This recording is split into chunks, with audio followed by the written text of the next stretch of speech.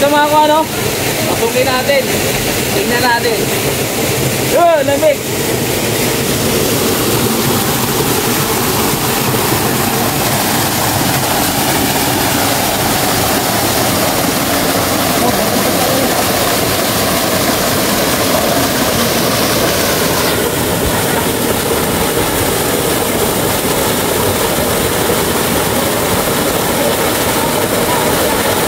So ito yung sa loob mga ko ano, may tubig doon at malawak doon sa loob. So titingnan natin kung ano mayroon dyan mga ko. Tara. Magandang araw mga ko. So ito no, dito sa area na to ay may butas dyan sa ilalim ng tubig niyan, dyan kasusuong. Tapos may butas na dun sa loob, sabi nila. So hindi natin pinaniniwalaan pa sa ngayon no, kasi di pa tayo nakapasok. So nakapasok tayo dyan, saka tayo maniniwala kung ano dyan ang mayroon sa loob na yan.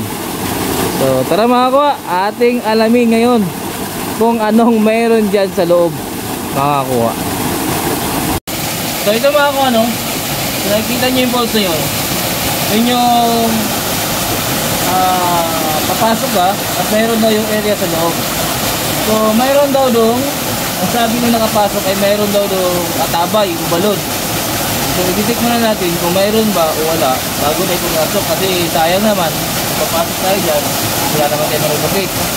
Pero papasok pa rin tayo mamaya sa ating adventure no, para sa ating adventure, kasi maganda daw sa loob, malawak. So pwedeng pagtakuan.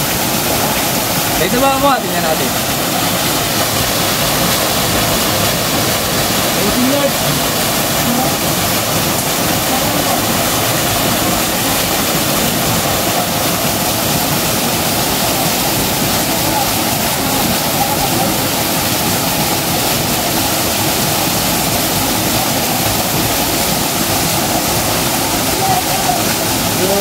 Pang may laman no, tingnan natin.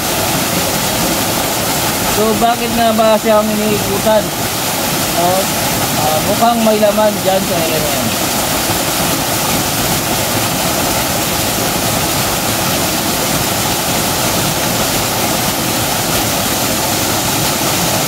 Ayun o.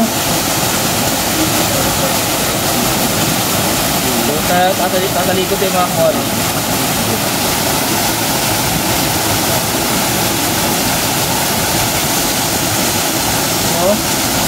Mukhang may laman ang area na yan. So tara mga kuha, pasukin natin kung anong mayroon doon sa loob.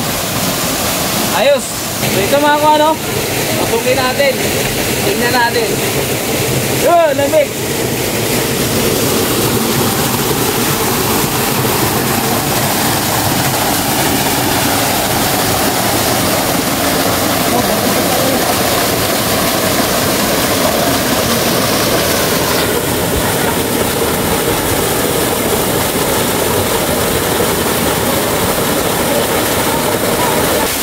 Ito mga ko ano, ito yung nasa loob. Isang balon mga ko ano. Ang lawak nito ay ayun oh, mga ko. Ang lawak. So bato-bato pala ito mga ko. Bato. Pero parang pinagtaguan to ng ano, ng mga Japanese army no. Itong area na to. So ito na yung parang may puti-puti. Yan yung dala ng ano, ng tubig no, na bumabagsak dito. Pero ang item nito makakuha ay dito sa loob na to. Itong balon na to ay palatandaan ito no. Ayan yung dot niya makakuha. Ayan o.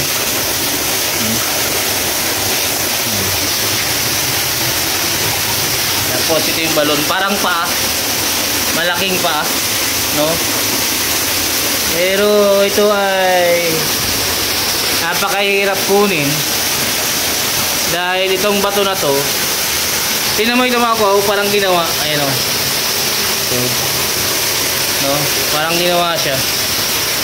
So, hindi talaga siya usually ay dugtong dyan, no? Hindi siya dugtong dyan. Ginawa siya para maging balon. Pero ang item nito, andito sa likod na to. Pag kinuha mo yan, matutumba ito. Mahuhulog, no? Ito ay mahuhulog. So, trap yan. Yan, mga mahuhulog mga yan. Sa taas niyan, ilog mga kuha. Ito ay sign dito sa loob na may item, kaya pala siya iniikutan ng locator natin. So gaano kalawak yung mga kuha, ganyan mga kuha. Ayan o. Ayan yung ilog sa taas o. Ayan yung parang ilaw niya, na kahit wala kang ilaw dito, pag dito ka nagtago ay hindi ka makikita, no? Hindi ka talaga makikita dito. So, napakagandang tingnan. Ayan yung labasan mga ko. Ayan. So hindi ka makikita doon dahil nandun yung pulse ko. So binabagsak ka ng pulse yung entrance, so hindi ka talaga makikita. Tapos dito sa loob binabagsakan din kasi andyan yung parang breather niya o ilaw mo sa umaga. So kapag ka nagtago ka dito makakuha ay may maiinom kang tubig ito, no? So balon yan. So ginawa ito ng Hapon para taguan. So itong balon na to ay ginawa din na palatandaan para itago yung dala-dala nilang yaman. So saan dito? Gagamitin natin locator natin ito makakuha kung saan dito nakalagay. Pero ang usually na kapag ganito ay nandito lang sa paligid. Pero ang prospect ko dito sa likod na bato na to. Kasi itong likod na bato na ito makakuha, pag tinanggal mo yan, ito mahuhulog ito. Itong bato na to, itong malaking bato na to, yun mahuhulog mga yun, yun, no? Yan, mahuhulog mga yan, no? Ayan makakuha. So kaya malinaw ngayon dahil ang ilaw namin ay solar, no? So malinaw ngayon ang video natin dito sa tunnel na to.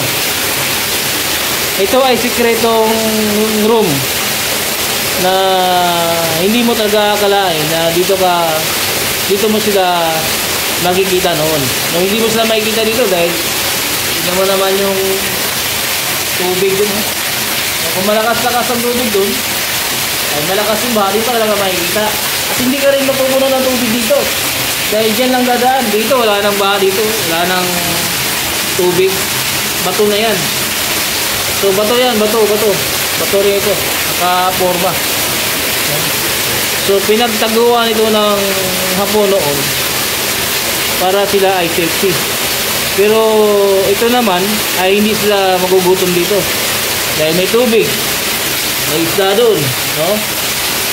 Tapos hindi sila nauulan na nito, nakakatulog sila dito. Ito ang strategic nila na pwede ipagtaguan. Pwede rin itong pagtaguan ng mga Pilipino, no? Sa mga fighter natin na kapag nagigipit na, ay dito lang sila magpunta, no? Kapag mga foreigner na ang kalaban mo, kawawa talaga. Kasi pwede ka umakyat dyan sa labas o sa taas. Pwede ka rin dito lumabas yan. Tapos dito ka na matulog, may inamin ka pa, hindi ka mauuhaw dito, no? May papaligo, nakakaligo ka dyan. Dito tuyo na yan, yan o, tuyo. O, dyan ka matutulog. Tuyo na yan, lalagyan mo na ng katre yan. Ayos na.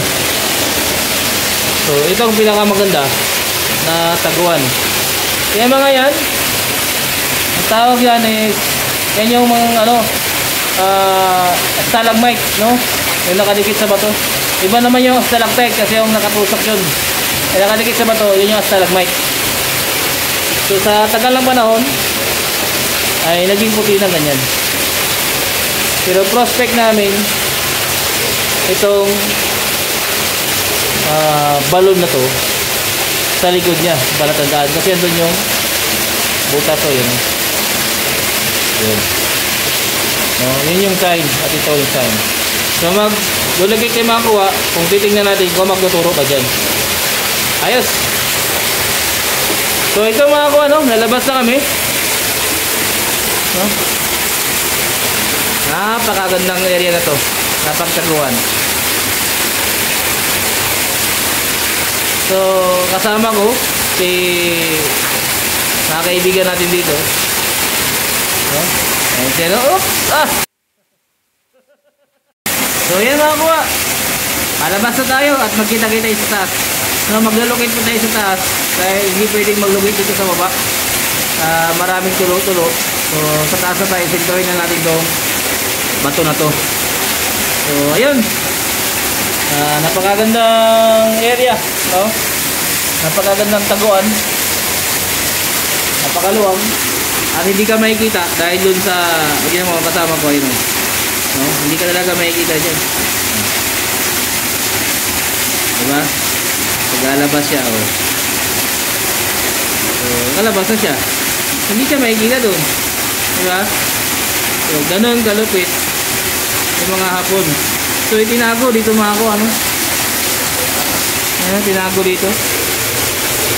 Sa yung area to is pa, no? Yung, ano to is talampakan to eh. At talampakan, eh. Ayan, talampakan siya mga kuha. May butas siya dito. Ayan. Ayan, butas. Talampakan. May butas din. So yung item dito lang. Ayan. Yun ang pa naman ito kapag walang mga daliri ay nandito lang sa paligid, no? So dahil cage, small cage siya, dito na siya nilagay sa loob. Pero ito yung sign niya. Napakaganda mga ako, no? So napaka linaw ng tubig dito, pero ito ay lubog, kailangan ni minsan kasi matagal na itong ginagamit, mga panahon pa ng hapon siguro. So ito yung discovery namin yung araw na to. So, sana panoonin nyo ito dahil napakagandang area, napakagandang pagtaguan ito. Ayun ako. Ayos! So ito yung sign kung bakit hinanap nila yung falls mga kung ano, pero hindi nila tinamaan yung falls. So yung kung naalala yung 8 na yan, no, kung naalala nyo ninyo, yung 8 na yan ay ang kahulugan yan ay banga or Buddha. Pero ang sa akin kasi ito is jar, no? Banga siya, no? Pinaglalagyan nila ng mga item. So yung form na yan sa 2, 3, no, bali direction, yung banga papunta doon kasi ito yung dot na yan, no? So papunta tayo dito mga kuha.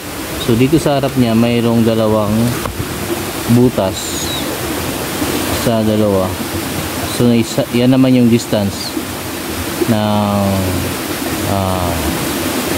pagdating mo daw doon, tapos papunta ka naman doon. So susundin natin yung ilog na to kung saan papunta, kung bakit yung balon doon na formang paa na may dot nakalagay doon sa baba na hindi nakita na nag-ukay. So isa-isahin natin yung sign papunta doon sa pinaghukayan na prospect ng iba, tapos hindi naman, wala namang naman, pero nakita natin kung saan yung naman, kung saan yung prospect na tamang prospect na pinaglagyan. Ayos. So diretsuhin natin yung mga kuha. Tara. So ito dito sa pangalawang bato mayroong butas na naman, no? So yung mga Japanese ay naglalagay ng palatandaan kung saan sila dumadaan, no? Saan yung daanan. So simula dun papunta rito mayroon na naman sila nilagay. So sundin na natin tong ilog papunta rito mga kuha. Hindi natin paputulin para medyo maintindihan, no? So ito yung ilog mga kuha. Alamin lang natin kung bakit mayroong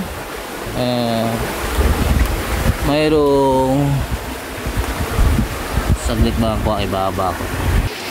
So aalamin lang natin mga kuha kung bakit mayroong treasure doon sa ilalim ng cave na maliit na may sign. So dito sa bato na to mga kuha, ay galing sa bato na yan, yung malaki na yan, ay mayroon ding dot dito malaki.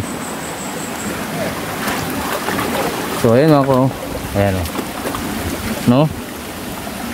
So nilagay din nila yan. So ito na naman yung ilog, dito dumadaan yung ilog sa baba ito, no? So diretsuhin pa natin mga kuha. Hindi natin paputulin mga kuha, no, para medyo makagets yung iba, yung mga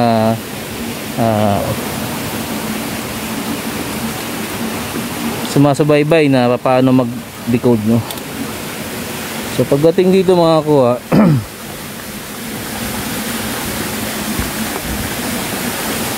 ay mayroong ano dito, mayroong sign. So bababa na naman ako kasi niya yung tubig. So pagdating dito mga kuha, mayroon ako nakitang sign dito na eto, yung parang kamay, no, nakaturo mga kuha yan, no? Ayan, ganun, no? Ayan, no? Ganun. So may nagukay yan dito mga kuha, dyan may nagukay, pero ang turo na ito mga kuha ay doon sa poles na pinuntahan natin na hindi na nakita. So puntahan mo natin yung nagukay dito mga kuha. So yan ay directional mga kuha, no? So pagdating dito mga kuha ay may nagukay dito ng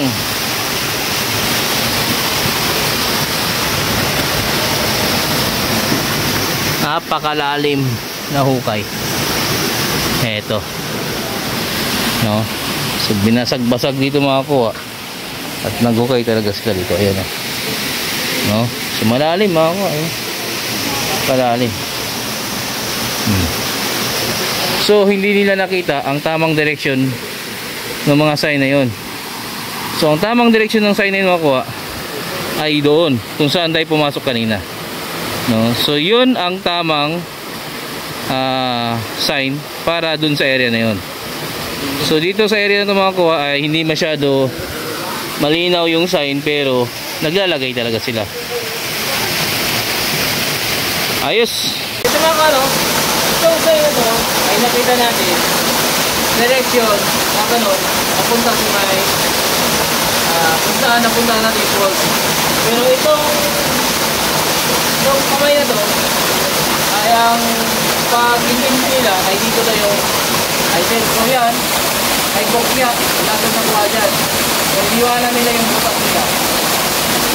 So itong kamay na to ay magtuturo doon sa pinuntahan natin kay falls, no?